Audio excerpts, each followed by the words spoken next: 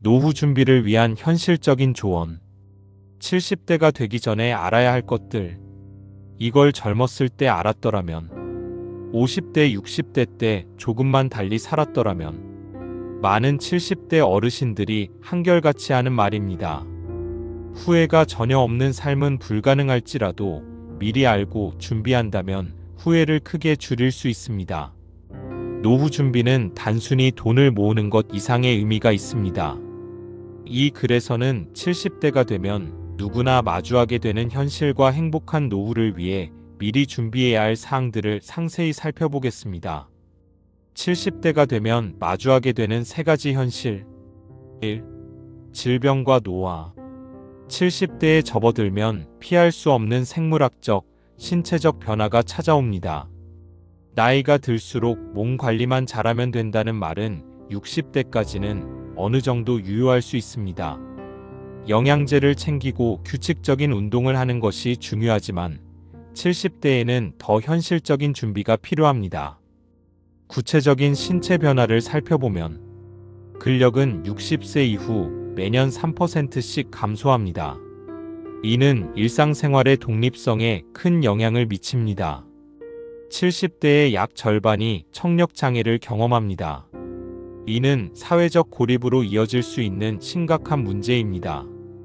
65세 이후에는 치매 위험이 5년마다 2배씩 증가합니다. 80대가 되면 치매 발병률이 매우 높아집니다. 와다 히데키 정신과 전문의는 이렇게 경고했습니다. 긴 세월을 산소호흡기에 의존하며 간병인의 도움을 받을 것인가 아니면 건강하게 살다 갈 것인가는 70대에 결정됩니다.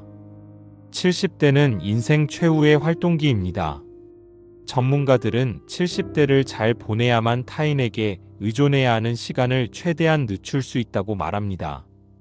70대에 필요한 건강관리와 활동을 소홀히 하면 단순히 오래 사는 것이 아니라 요양이 필요한 고령자가 되어 가족에게 부담이 되는 삶을 살게 될 가능성이 높아집니다.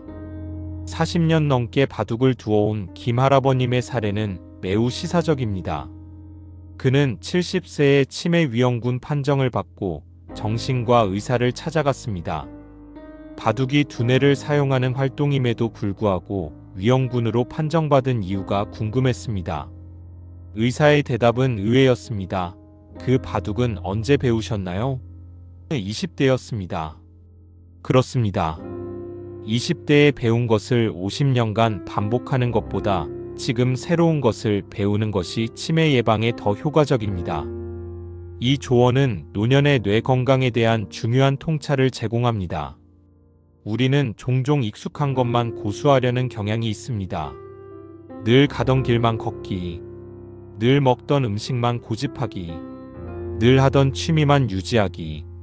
하지만 뇌는 새로운 자극을 필요로 합니다.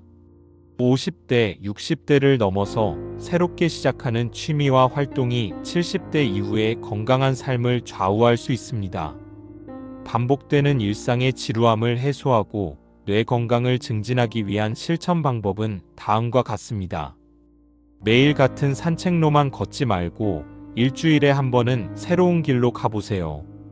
가끔은 전철을 타고 낯선 동네를 탐험해 보세요. 늘 가던 식당 말고 새로 생긴 식당도 방문해 보세요. 남성분들은 간단한 요리에도 도전해 보세요. 그리고 가장 중요한 것, 건강을 위해 돈 쓰는 것을 너무 아끼지 마세요. 건강을 위해 즐겁게 활동하고 건강을 위해 적절히 돈을 쓰는 것이야말로 최고의 노화 예방법입니다. 즐거운 활동은 면역력을 높이고 외출은 뇌에 새로운 자극을 줍니다. 때로는 재산을 물려주겠다는 욕심에 하고 싶은 일을 참기도 하지만 자녀들은 그런 부모의 희생을 고마워하지 않는 경우가 많습니다. 자신의 행복을 위한 합리적인 지출은 노후의 삶의 질을 높이는 현명한 투자입니다. 2. 외로움.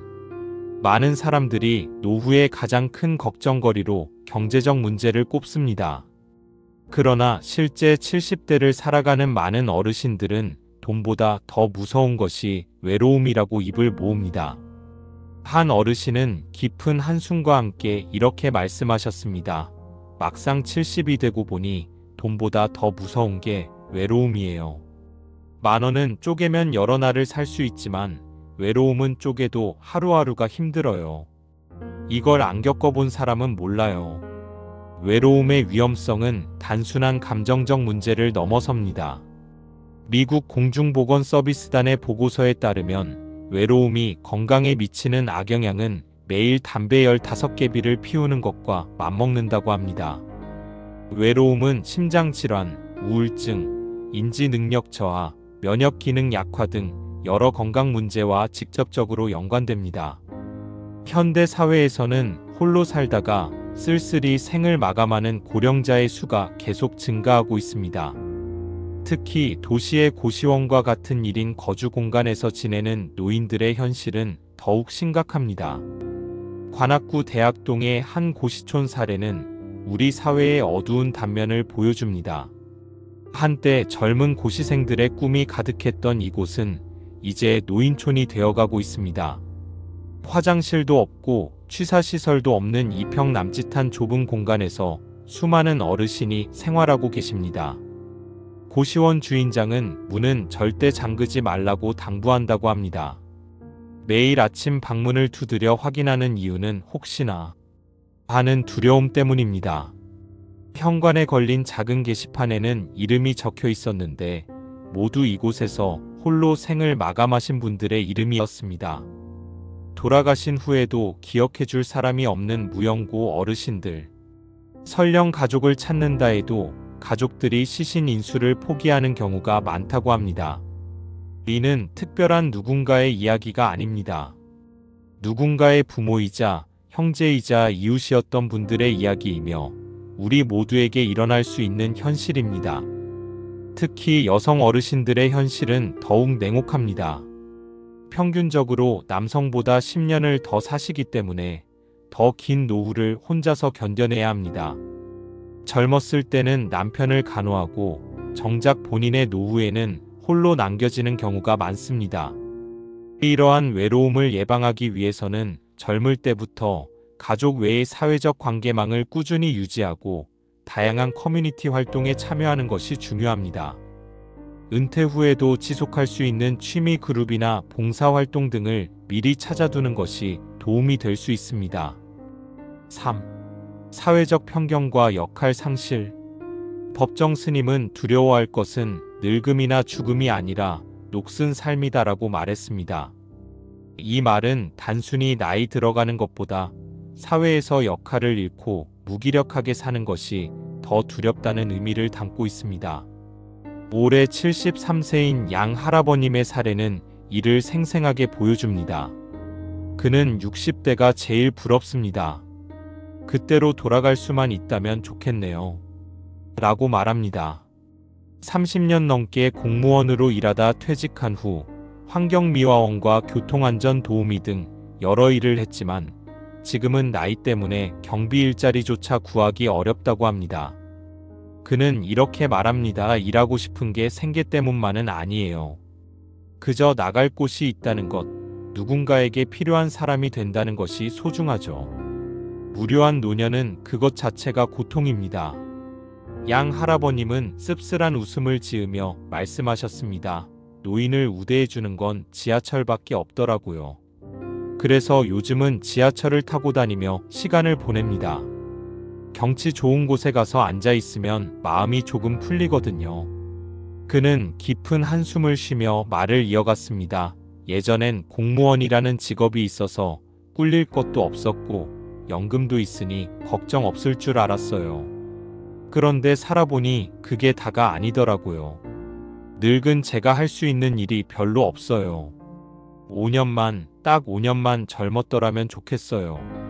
이는 단순히 개인의 문제를 넘어 우리 사회가 만든 보이지 않는 벽입니다. 법정 스님의 말씀처럼 두려운 것은 늙어가는 것이 아니라 아무것도 하지 못한 채 녹슬어가는 삶, 그것이 진정으로 두려운 것입니다. 우리 사회는 이제 달라져야 합니다.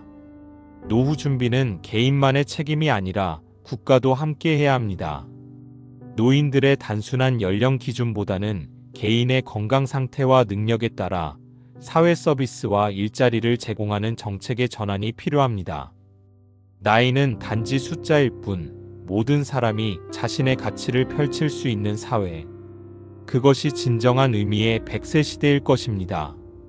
또한 노인 스스로도 늙어감에 대한 부정적 인식을 넘어 사회에 필요한 구성원으로서의 역할에 대한 인식을 강화하는 것이 중요합니다. 행복한 노후를 위한 5가지 준비. 이제 70대가 되어 마주하게 될 어려움들을 피하고 행복하게 100세까지 살기 위해 미리 준비해야 할 5가지 중요한 사항을 살펴보겠습니다. 1. 불량한 생활 습관 고치기. 노년기에는 건강이 곧 자산입니다. 건강만 잘 지켜도 여유로운 노후를 보낼 수 있습니다. 그러나 다음과 같은 불량한 생활 습관들은 건강을 해치고 결국 큰 병원비 지출로 이어질 수 있습니다.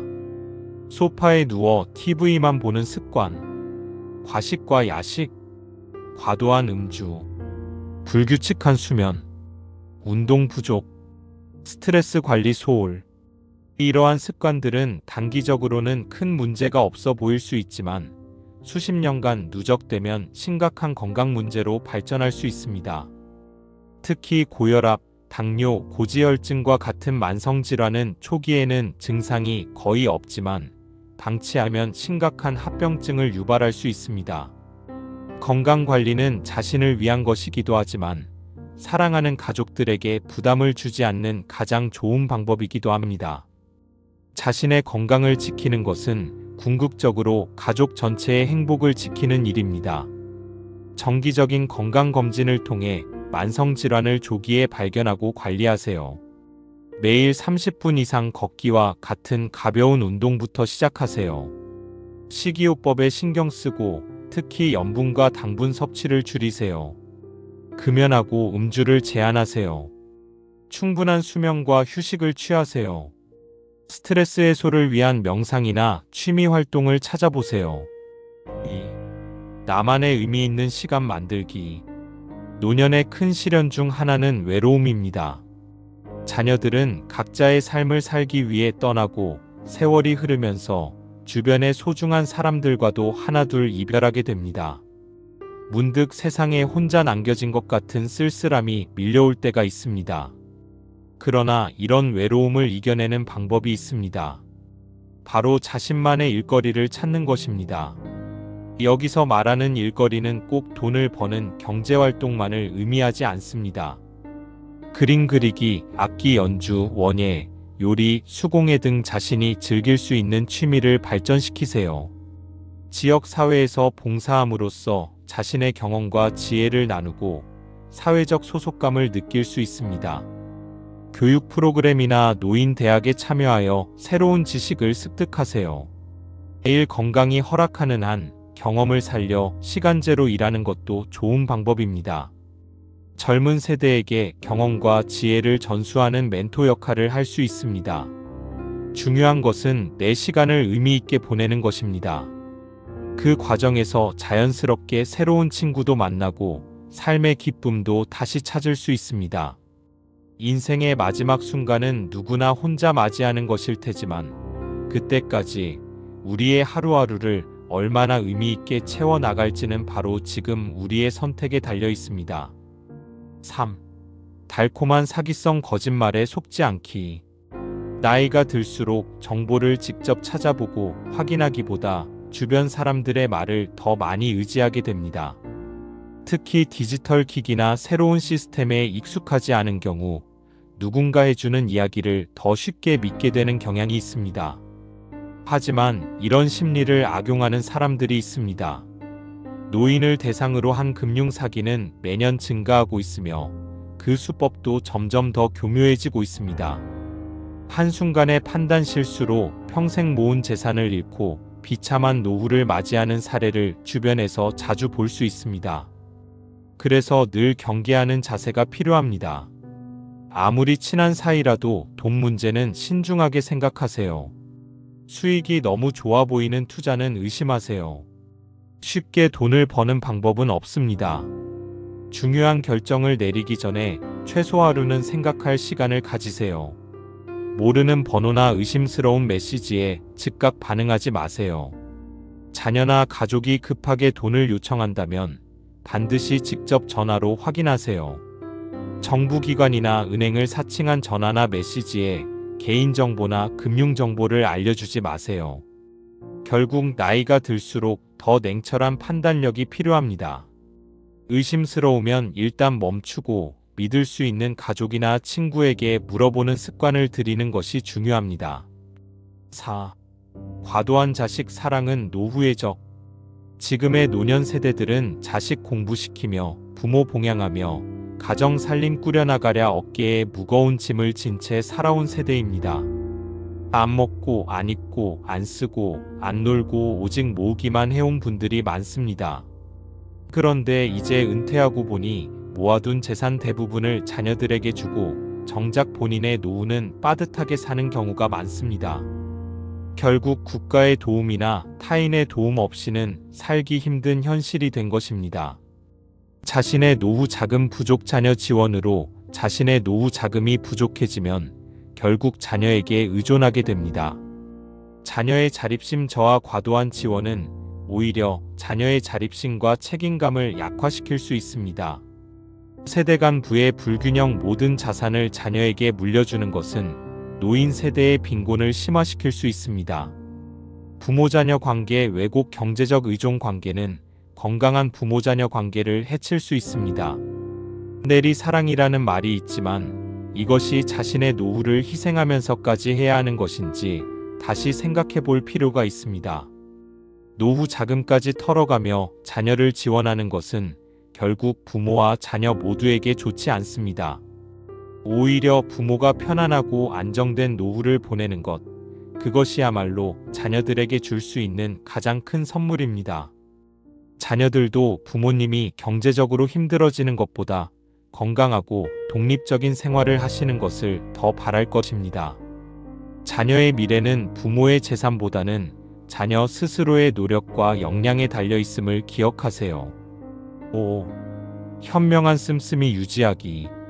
그땐 아이들도 출가하고 둘이 또는 혼자 사는데 생활비가 뭐 그렇게 많이 필요하겠나 싶지만 노후에도 많은 지출이 발생합니다. 관리비와 식비, 기본적인 생활비는 계속 발생합니다. 경조사비 나이가 들수록 더 많은 경조사에 참석하게 됩니다. 문화생활비와 여행 경비여가 시간이 늘어나면서 이러한 비용도 증가할 수 있습니다. 의료비와 건강보험료 나이가 들수록 의료비 지출은 급격히 증가합니다. 세금, 재산세, 종합소득세 등 각종 세금도 계속 납부해야 합니다. 이처럼 생각보다 많은 돈이 필요하지만 그때 가서 갑자기 절약하려고 해도 쉽지 않습니다. 평생 해온 소비 습관을 하루아침에 바꾸기는 어렵기 때문입니다.